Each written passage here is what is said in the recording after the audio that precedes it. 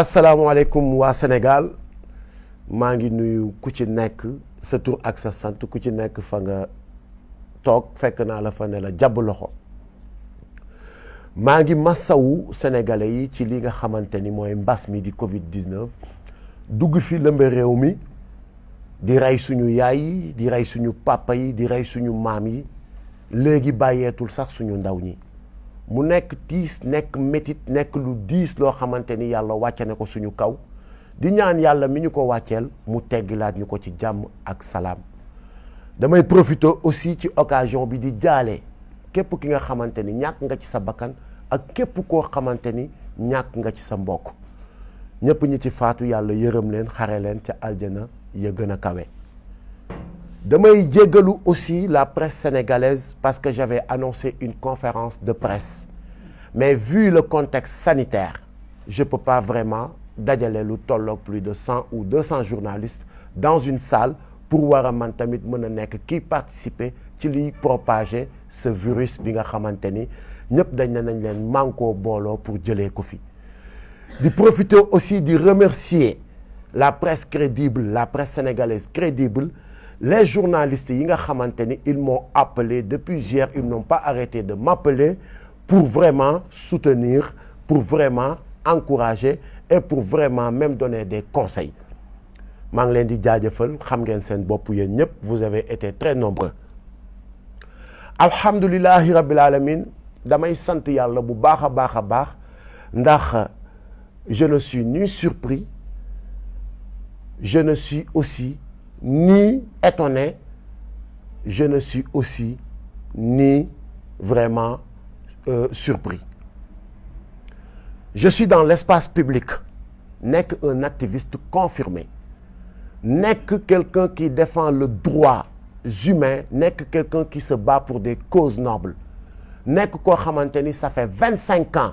je lutte contre l'injustice nekk koo xamante ni lépp loo xamante ni wala ñëpp ñi nga xamante ni dañuy bëgg a faagaagal wala naxasal réew mi niñ bëgg mu doxee ma taxaw ne di la barrer la route quand je m'attendais à ce jour j'attendais à recevoir des coups c'est pas la première fois comme ils ont l'habitude de le faire alors dama ne woon duma def une vidéo mais il le faut damay commencer d'abord ci wax leen kan mooy Thier ki nga xamante ni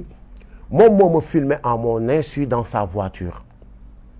les gars Thier c'est quelqu'un boo xamante ni bi ñu xamante ak moom ça date de 20 ans ñu seq façon teraanga bu ne tenez-vous bien mu nekk koo xamante ni dëkk na Kër Thiat ak Kaolack pendant 2 ans mu nekk koo xamante ni dëkk na Kër Tantay Thiat ici à Thiaroye Azur pendant 1 an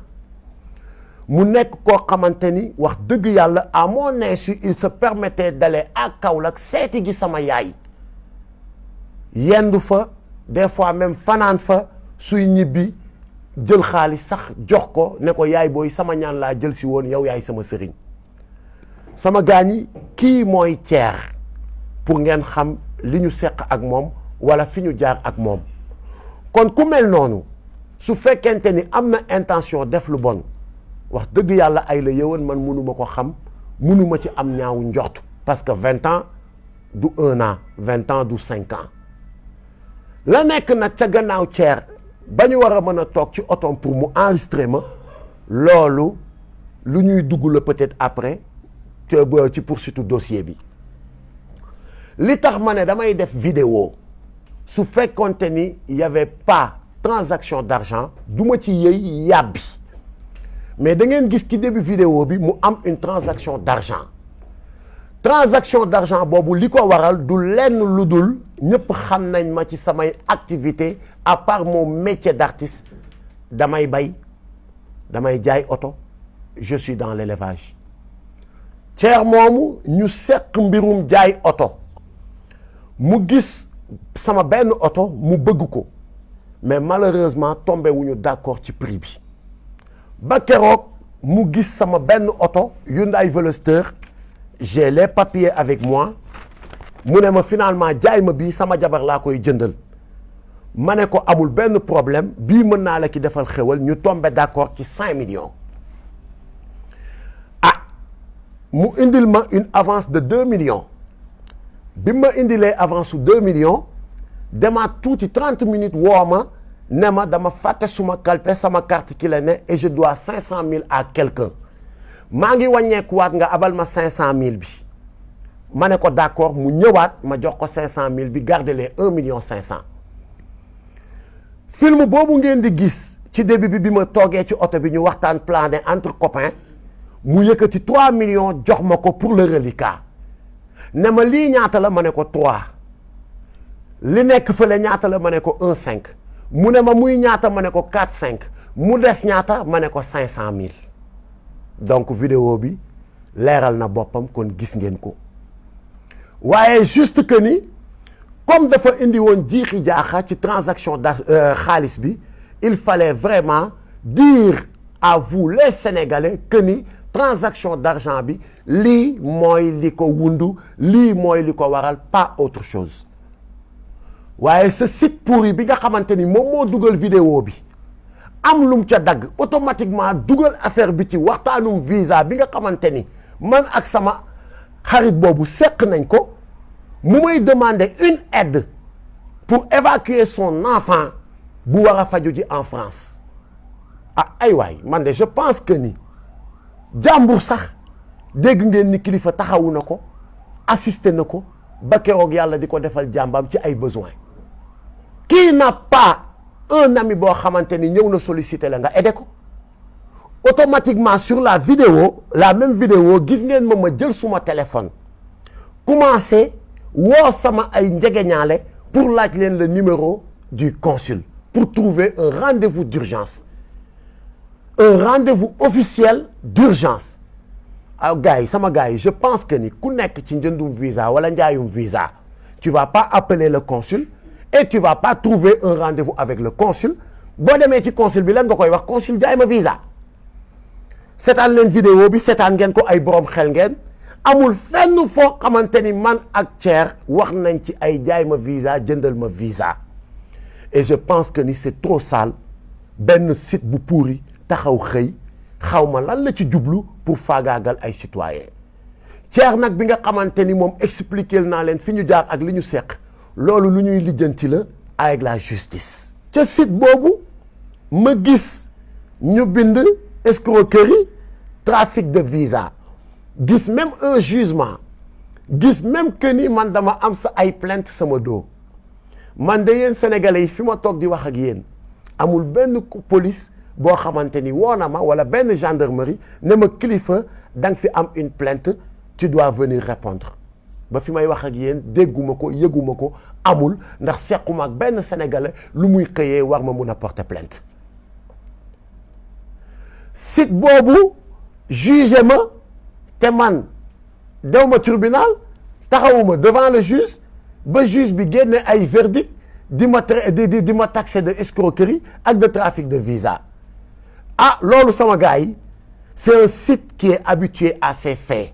képp koo xamante ni da nga jóg pour taxaw empêcher à ces gens yi nga xamante ni dañ fi nekk di ñu diriger ci manque de respect ne leen du ci dal site boobu gis nañ ni jug na pour def yu bon pour def yu tilim pour discréditer pour xëpp suñu der yu lu bon waaye bii paa nag ah duñ ci génnee noonu du yombee noonu dinañu ma wax ce site va me dire quand est-ce que j'ai été un escroc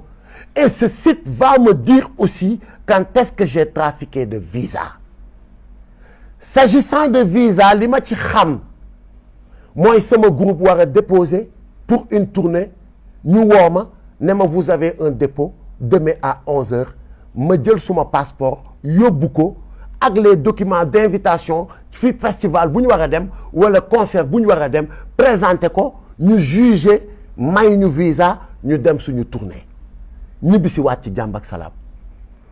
damay wax nag vous les journalistes damay wax aussi la gendarmerie et la police allez faire des investigations ndax man kilifa Landing Mbessane Seck mës naa taxaw ci benn ambassade ànd fa ak doomu aadama budul caat mi ma seqal liggéey wala Gadiaga wala Zemaster suñu DJ wala suñu musiciens yi ñuy àndal taxaw naan damay demander visa wala damay ñaan visa dem leen ngeen defi cette investigation parce que c'est très important. Il s'agit d'une accusation grave et les Sénégalais aussi ont besoin de savoir et de comprendre ñan ñoo nekk ci dëkk bi nekk ñoo xamante ni seen intention du lenn lu dul saltel ak tilimal deru des honnêtes citoyens. may ñaan aussi notre justice mu autosaisir sur cette affaire parce que warul yem rek tamit ci benn site xëy na bind woy après tilimal der dugg na fi génn fi ñu bàyyi noonu mu jàll mu autosaisiru. Je suis disponible, je ne bougerai pas de ce pays maa ngi fi tukki wu ma dew ma fenn et j'attends une convocation venant de la justice su fekkente ni lii ñu may tudd dama ci laale wala dafa am faites votre travail et pour le moment ñi nga xamante ni nag ñooy mes camarades de combat pour ne pas les gêner je mets en suspens mes activités dans le mouvement Y en a marre pour mettre leen à l'aise pour wan leen ni que ni cette affaire n'a rien à voir avec ay Y en a marre ak avec ay affaire de je sais pas quoi nu ma ko mën a expliquer. Maintenant lépp li nga xamante ni nag mooy lu war a jëm ci mbirum justice tamit duñ na yàcc ni yasar on a consulté nos avocats on a parlé avec nos avocats ils vont ñu ngi ciy liggéey au moment où je vous parle et dinañ ci def li nga xamante ni moo war sama gars yi j'avais pas besoin d'être très long parce que cette affaire est simple ñi ma woo ñëpp li ma leen di wax mooy j'ai pas besoin de passer dans un autre chemin pour expliquer li nga xamante ni moo xew j'ai juste besoin de dire les choses telles qu'elles sont et mooy li nga xamante ni mooy li ma fi wax sama gars ñi l'heure est grave nañu bàyyiwaat suñu xel bu baax a baax ci li nga xamante ni mooy xew Sénégal ñu ngi jëm ci 2024 ñu ngi jëm aussi ci ay élections locales je pense que ni le débat le plus intéressant ou le sujet le plus intéressant c'est de communiquer essayer d'inciter les jeunes pour que ñu dem inscrire sur les listes électorales pour préparer une bonne relève pour des élections aussi transparentes li nga xamante ni tey jii mooy le sujet ñu ngi jëm ci 2024 dañ fiy aaye troisième mandat su fekkente ni nag looloo tax je n'accuse nag personne mais bu fekkente ni looloo tax ngeen bëgg a divertir les Sénégalais man Kilifeu gisuma luy tee ba duma taxaw farouchement combattre li nga xamante ni mooy un troisième mandat venant de quiconque ndax lu ñu mayul sunu maam Abdoulaye Wade duñu ko may keneen ku mu mën a doon fii ci réew mi su fekkente ni da ngeen bëgg a divertir les Sénégalais pour ñu bañ a wax ci sàccum suuf gi spoliation foncière bu metti bi ngeen nekkee c'est peine perdue dinaa ci wax ba suba ci ginnaaw ngoon su fekkente ni aussi da ngeen a bëgg a bâillonner ou tilimal ou yàq deru ñi nga xamante ni dañu taxawal pour leeralal Sénégalais yi seen yu bon yi ngeen nekk di def c'est peine perdue je suis prêt comme toujours vous pouvez tuer Kilifeu et je suis prêt pour y laisser mon nez mais vous aurez en face de vous plus de 5 millions de Kilifeu cette jeunesse est éveillée maintenant cette jeunesse ne va pas être manipulée cette jeunesse ne va pas être bâillonnée cette jeunesse nous allons vous barrer la route donc bu fekkente ni Kilifeu mooy seen cible pour bu ngeen ko éliminer vous allez bâillonner la jeunesse vous vous trompez donc maa ngi ñaan yàlla def jàmm ci réew mi def ko ci àdduna bi jëlee fi mbas mi musal ñu muccal ñu di jéggaluwaat sénégalais yi di remercier waat ñëpp ñi nga xamante ni de près ou de loin ils m'ont soutenu sur cette épreuve di encore remercier waat ñi nga xamante ni j'ai reçu votre message ci sama messenger ci sama Facebook ci sama Instagram ci sama jumtukaay yi may waxee yëpp maa ngi leen di remercier et merci encore pour votre soutien Kilifeu est là et il ne va jamais trahir le combat. Je vous fais confiance, faites-moi confiance. Jaa ngeen jëf, je vous remercie. Yàlla na jàmm yàgg Sénégal. One love les amis.